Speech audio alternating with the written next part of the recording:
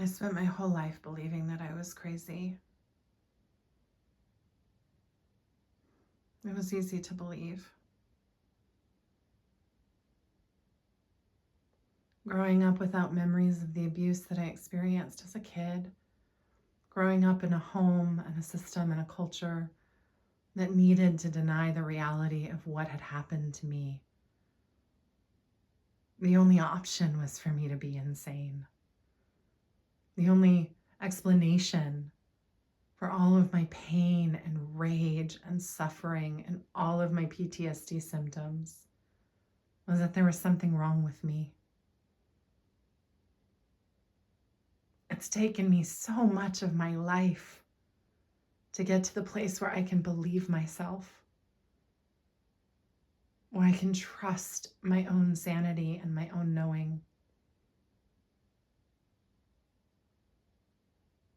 Everything changed for me when I started to believe my body and my symptoms.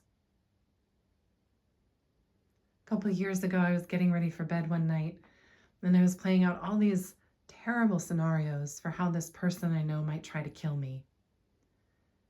And I was in the grip of such big fear that I actually thought these fantasies were completely plausible. I believed this person was going to try to kill me. This person who's never been violent with me, who as far as I know has never been violent with anybody. And it would be so easy to experience a fear that big and that irrational and think of it as crazy. And instead I paused and I said, okay, what if you do the thing you've been practicing and you try to believe your symptoms? And I said out loud what I was experiencing. I'm afraid this person is going to kill me. I'm afraid this person is going to kill me because I set a boundary with them, because I said no. And then intuitively, to the traumatized, terrified child inside me, I said, you are afraid saying no is going to get you killed. And I just knew instantaneously that that was true. That when I was a young girl, my experience told me that I could not say no, that saying no was the most dangerous thing I could have done. I stayed safe as a child by freezing and fawning, and I absolutely believe that it kept me safe. I absolutely believe it's how I survived to get here. But how I survived as a child is not how I want to live as an adult, and it's not what keeps me safe as an adult. As an adult, I need to be able to set boundaries. I need to be able to say no. That's how I establish safety in my life.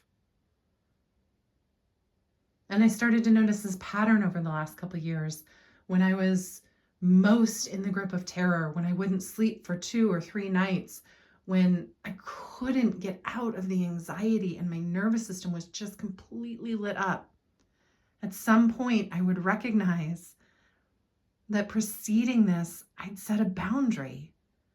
I'd said no in some meaningful and profound way. And my body was reacting as if I had done the most dangerous thing. Because at one point in my life, it had been. It had been the most dangerous thing. That is real. That is true. And each time I experienced this, I spent time updating those parts of me. That was true then. It is not true now. I no longer live among abusive people. I'm an adult. I have autonomy. I'm not dependent. I can say no and be safe. And with every repetition of me practicing this over the last couple of years, it's loosened a little bit. It's softened a little bit. I can set boundaries now. I can say no now and not be completely consumed by fear and terror. I don't even have to lose sleep. But it's only changed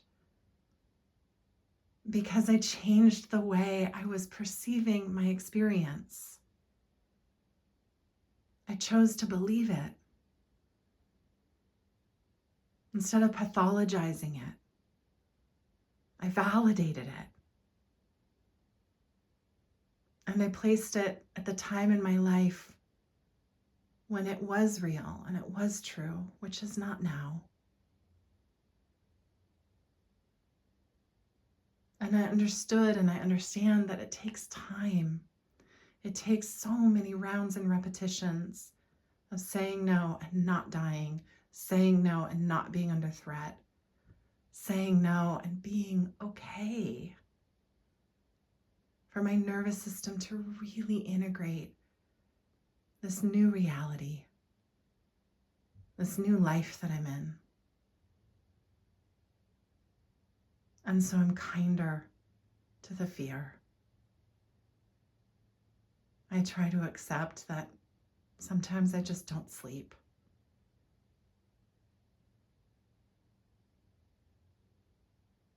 Because this is what it is to live with trauma. This is what it is to heal, to recover, to be well. This is the kind of care that it takes for me. I'm so, so deeply and profoundly grateful for the little girl who was so brave and clever and wise, and for the body that she lived in that knew exactly how to help her survive. And now I get to care for her.